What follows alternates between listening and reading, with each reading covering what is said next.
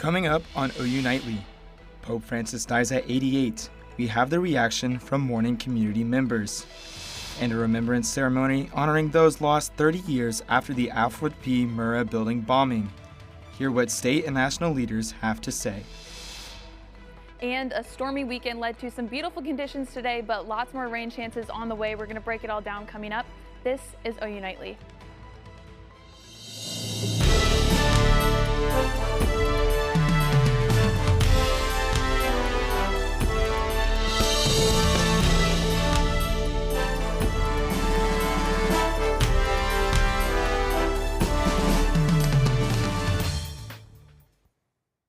88-year-old Pope Francis, known around the world as the People's Pope and the first Pope from the Americas, passes away after months of health complications. Thanks for watching OU Nightly. I'm Spencer Plato. And I'm Colson Pocock. We begin tonight with reactions to the passing of Pope Francis from the Catholic community here in Norman. The Vatican says the Pope died of a stroke that put him into a coma and led to heart failure. Millions are mourning the outspoken Pope who died early this morning. Losses fell among those who attend St. Thomas More Catholic Church here in Norman. While offices are closed due to the ongoing Easter celebrations, the church's doors will stay open for those wanting to pray or mourn. It was shocking. I knew he was sick and he had spent some weeks in the hospital. We thought he prayed a lot for his healing. He made it safe through Holy Week, but then it was sad to hear that he passed this morning. While many people in Norman feel the loss of Pope Francis, the mourning doesn't stop here in the U.S., but extends across the globe, touching many lives. CNN reporter Lee Waldman has those reactions and the legacy he left behind. Dear brothers and sisters, with deep sorrow I must announce the death of our Holy Father, Francis. Hours after giving the Easter blessing in front of thousands of Catholics in St. Peter's Square, died at his residence at 88 years old. In his final message, the Holy Father called for an end to wars in Gaza, Ukraine, and Sudan. His death now sparks 9 days of mourning for Catholics and an outpouring of love from across the globe. I remember when he called me when my mom died. I remember when he called me during COVID to find out how God's people here in New York were doing. Pope Francis's papacy was unprecedented in many ways by being more inclusive, supporting same-sex civil unions, and his tireless advocacy for migrants. He's remembered by many as the People's Pope. The Pope of the poor, the Pope of the marginalized, underprivileged. He's also what I'm going to call a reformer Pope, because he made a lot of changes to the way the Vatican is run, the way the church is run. He was a good man. Loved the way he was with the poor. People can understand each other and not be against each other and can disagree but can still love each other. And I think that was good, that he brought that to the table. Pope Francis's death comes weeks after he was released from the hospital after battling a life-threatening case of pneumonia in both lungs. In New York, I'm Lee Waldman. As soon as Wednesday, Pope Francis could begin lying in state at St. Peter's Basilica. In 15 to 20 days, a new pope will be elected in a process called the conclave, a secret meeting of cardinals to hold a papal election. And a remembrance ceremony honors those killed, those who survived, and those who were changed forever by the Alfred P. Murrah Federal Building bombing.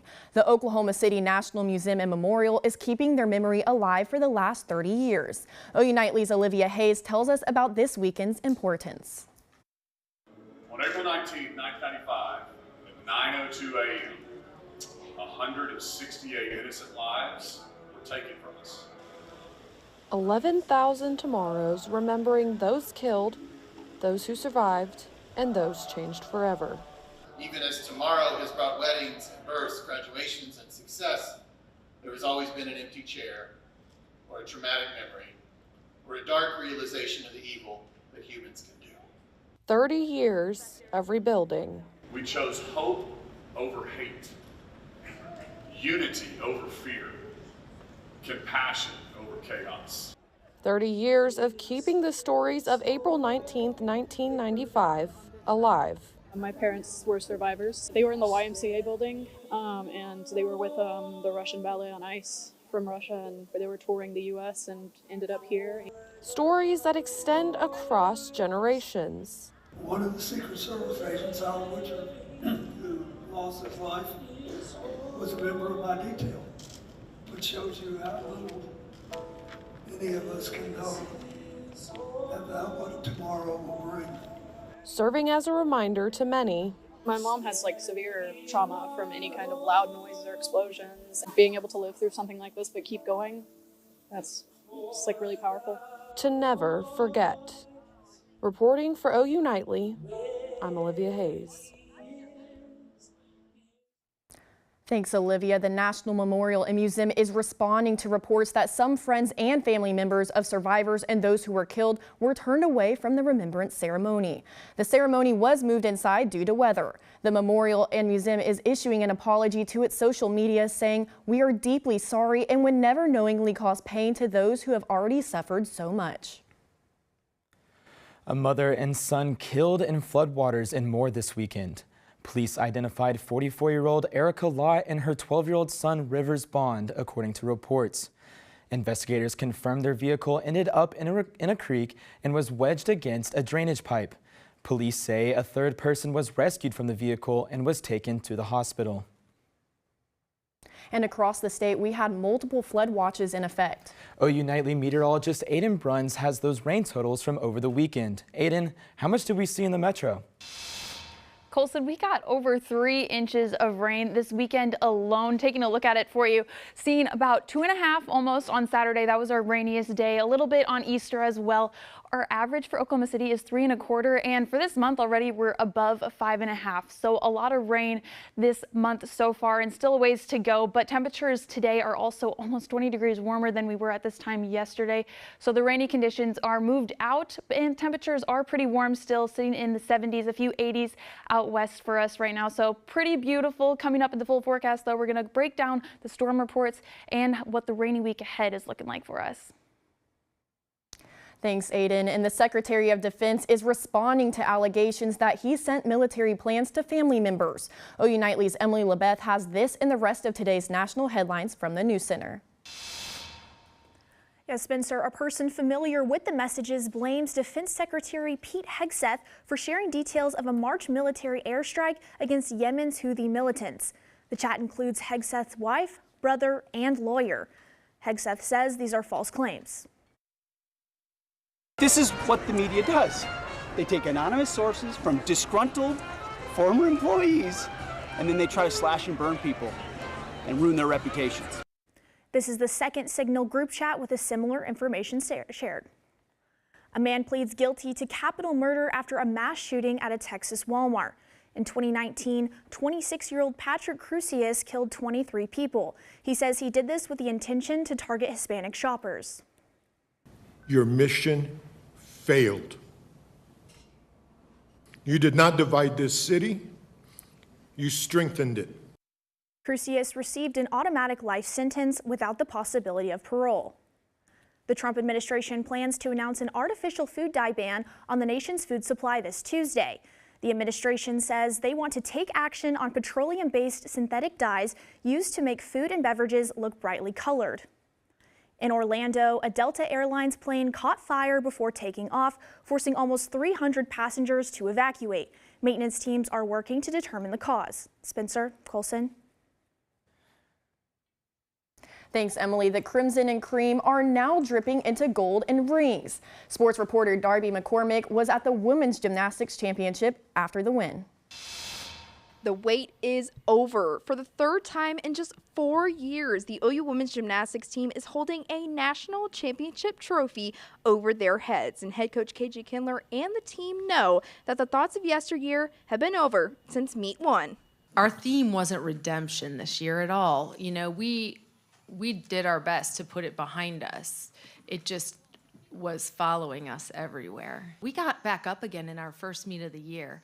That was really the meet where we put it to rest, because we just had to have another meet. I think a national championship is sweet. It wouldn't have mattered what happened last year. You know, you got to take pride in your wins and your losses, and you have to grow so much from it. And we have grown so much as a team from August till now, we learn through our mistakes, we learn through our successes, and we bring that all together and we just make each other better. We were free. We had no weight on our shoulders. We were free to do our best gymnastics that we do every single day in the gym.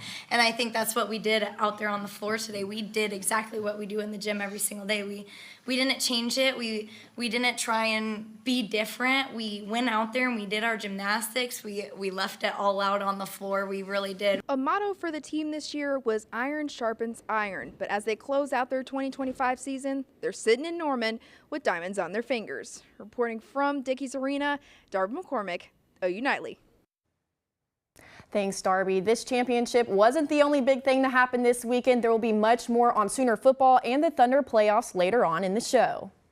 And coming up on OU Nightly, additional cuts to Harvard University's budget, how President Trump's funding cuts will impact federal grants and research. And a popular shipping company is making changes to deliveries. Hear how your packages could be impacted next.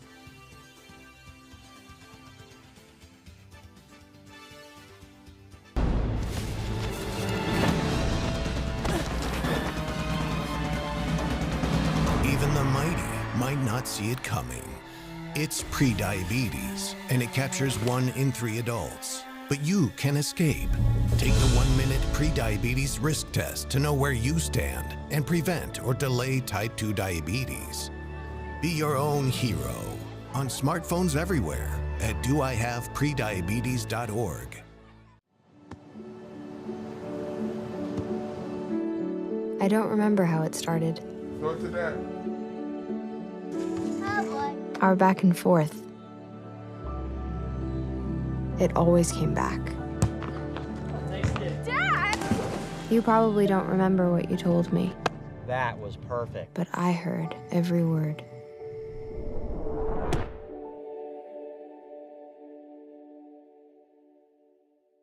I don't think that many kids in my son's school even do it. He makes fun of his friend who vapes. He would never try it. She's into soccer. She's on the honor roll. She's just not the type. No way. No way. No way. No way, my kid would never vape. Get your head out of the cloud. Today, nearly 8,000 kids will start vaping, maybe even yours. Learn about the dangers at talkaboutvaping.org.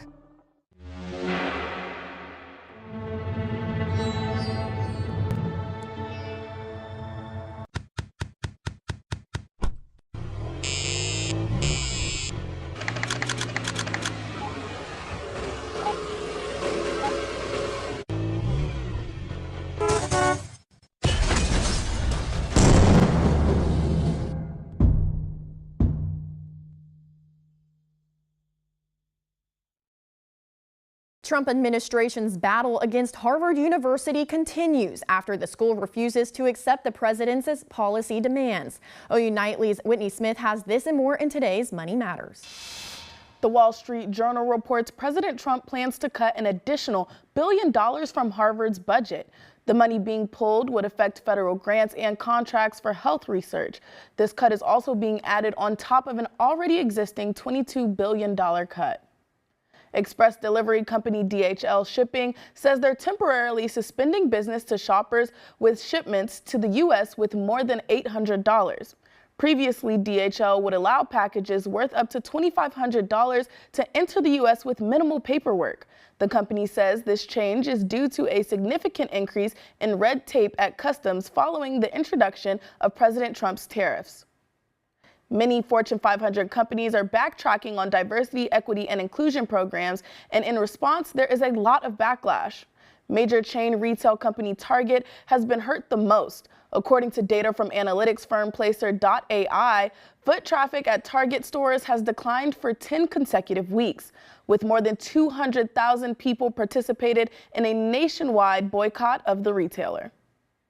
And now you'll be able to see the total price, including fees and taxes, when you're booking an Airbnb as the company updates their website. Aiden? Coming up, you're going to want to stick with us because we've got a rainy week ahead. We're definitely going to break down all those details for you after the break.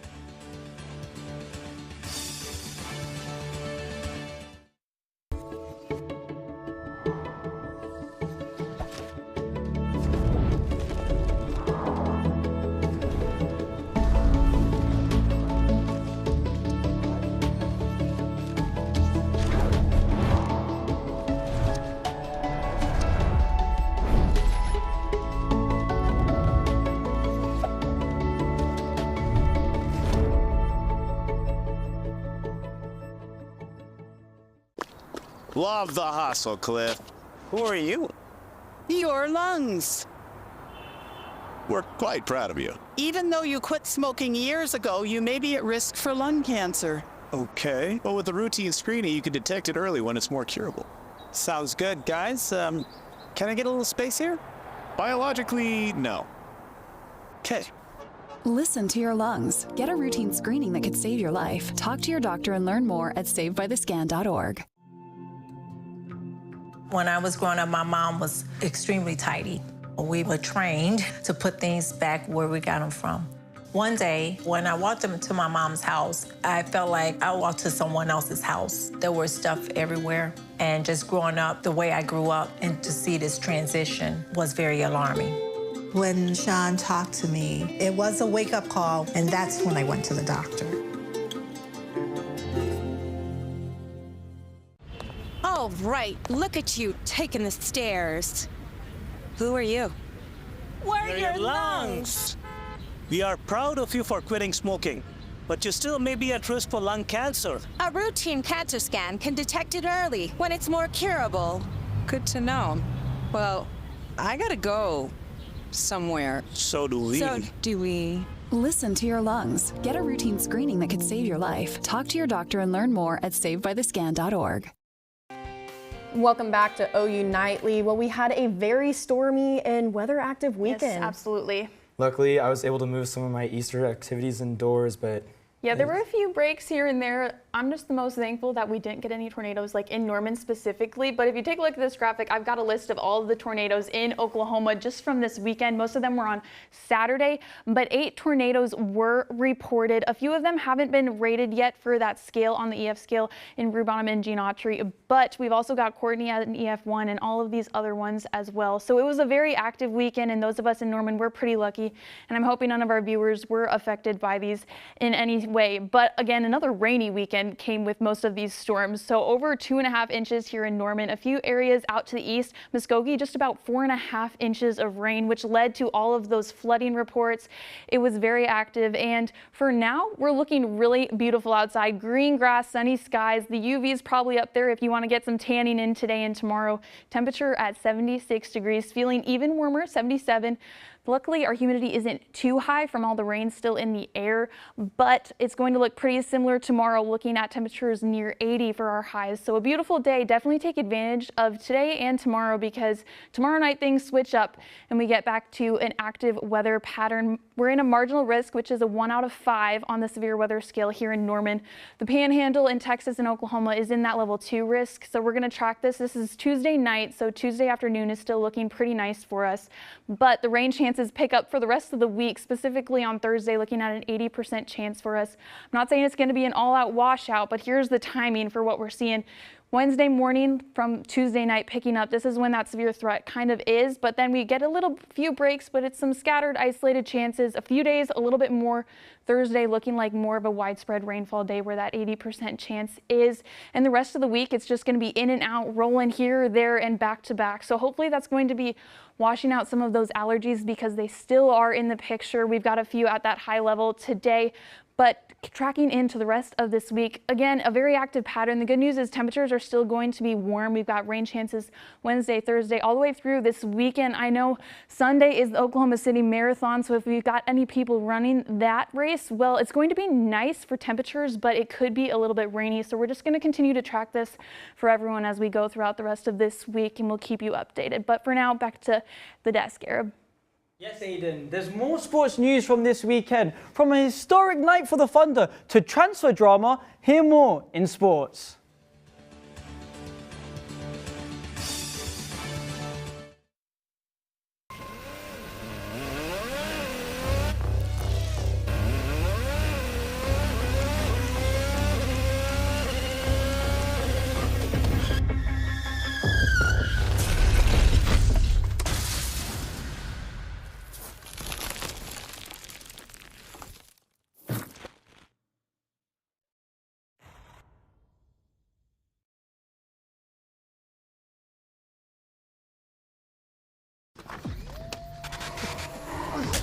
Multiple studies have shown that marijuana can slow both driver reaction and response time, which can be really dangerous. He's here. He's here. Wait. What? I can't drive. Why? My. Oh.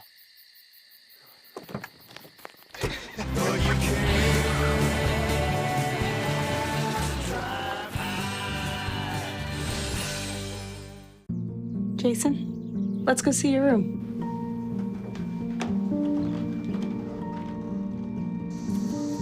No, that's not right.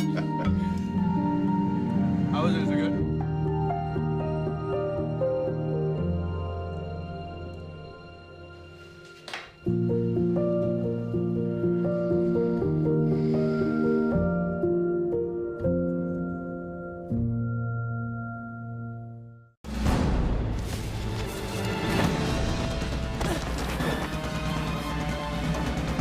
Even the mighty might not see it coming. It's prediabetes, and it captures 1 in 3 adults. But you can escape. Take the 1-minute prediabetes risk test to know where you stand and prevent or delay type 2 diabetes. Be your own hero on smartphones everywhere at doihaveprediabetes.org. Andrew West is getting some rest. So this Monday, Arab Dahu is here with sports. After a record-breaking season for the Thunder, Amy Acevedo tells how they did in their first game of the playoffs last night. We're off to a rolling start in the 2025 playoffs, defeating the Memphis Grizzlies 131-80. And despite MVP candidate Shai Gilgeous-Alexander only scoring 15 points, 5 other players scored in double digits to secure the largest Game 1 victory in NBA playoffs history. But head coach Mark Daigneault knows it's all about building habits. Yeah, we want to play the possessions and not the score. It's important. It's a series. And we play Memphis again Tuesday. So regardless of what the score is, whether you're up or down, you're always building habits. You're always setting a tone in a series. And I thought all the guys did a great job of just running through the finish line of the game and taking advantage of every possession, not playing the score. They're going to be way better game 2. So we're trying to not give them a lot of life in regards to that, and that's a really good team over there. So game 2 is going to be completely different. So we're kind of competing with ourselves in a way to make sure we're sharp for game 2 because we know what we're going to get with them. You can't play the scoreboard, especially in the playoffs. The playoffs are a time of huge ups and downs for both teams, and at the end of the day, if you get caught up playing the score, things can work against your favor, and we have to do a really good job of whether we're up or down. The Thunder are 6-1 in the opening round when they win Game 1, and Game 2 is this Tuesday at 6:30 p.m. right here on this very floor. Reporting from the Paycom Center, Amy Acevedo, OU Nightly. What a thunderific night. Thanks, Amy. Now, over the weekend, OU football faced their own grisly situation as former 5-star recruit and OU defensive tackle David Stone entered the transfer portal on Friday before removing his name Sunday night. And good luck was the theme for the Sooners this weekend, following some dog days after back-to-back conference series losses. For the first time, OU softball swept Mississippi State following a doubleheader win on Sunday. But Patty Gasso is more focused on keeping a team sweeping series as they move forward. This weekend was really, really big for us. We really could use this sweep and give us a little bit of a cushion going through the rest of the way. But I'm shocked. It's still mind-blowing that we have 2 weekends left. Handing the broom to OU baseball, they swept Missouri in their series with a strong 12-1 win in their final game to cage the Tigers. OU men's gymnastics placed 3rd at the NCAA championship following wins against Penn State, Nebraska, and Illinois. Spencer, Colson. Thanks, Arab. A tweet from the Oklahoma City Police Department is catching quite the attention. The department is alerting residents of a crime that took place yesterday on the court at Paycom. See the reaction coming up.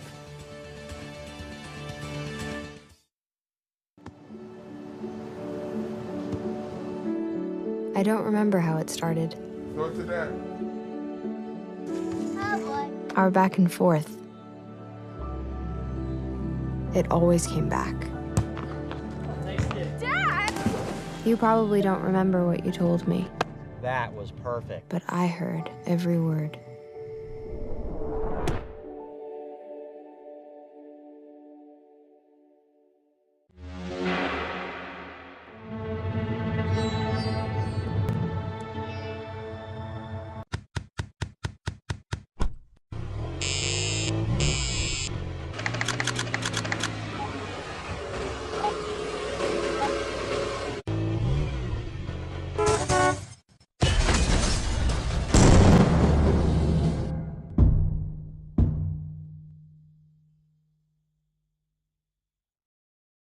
I don't think that many kids in my son's school even do it. He makes fun of his friend who vapes. He would never try it. She's into soccer. She's on the honor roll. She's just not the type. No way. No way. No way. No way, my kid would never vape. Get your head out of the cloud. Today, nearly 8,000 kids will start vaping. Maybe even yours. Learn about the dangers at talkaboutvaping.org.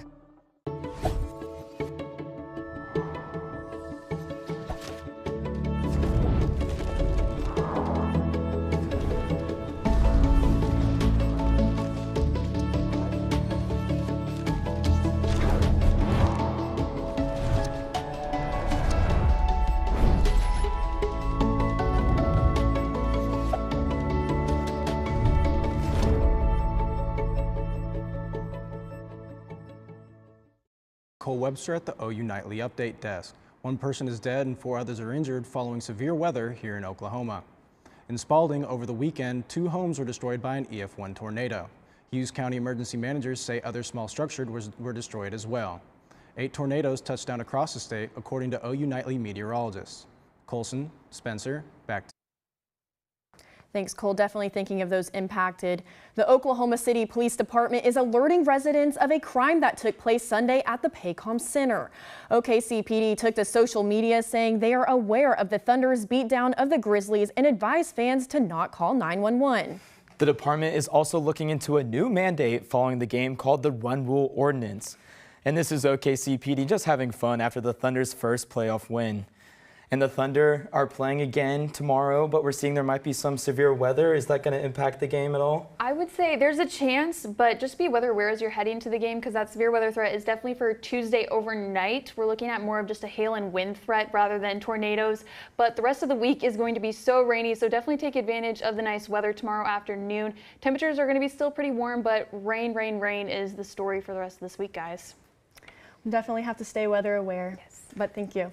And thank you for watching OU Nightly. I'm Spencer Plato. And I'm Colson Pocock. Be sure to watch OU Nightly live weekdays at 4:30. Good night.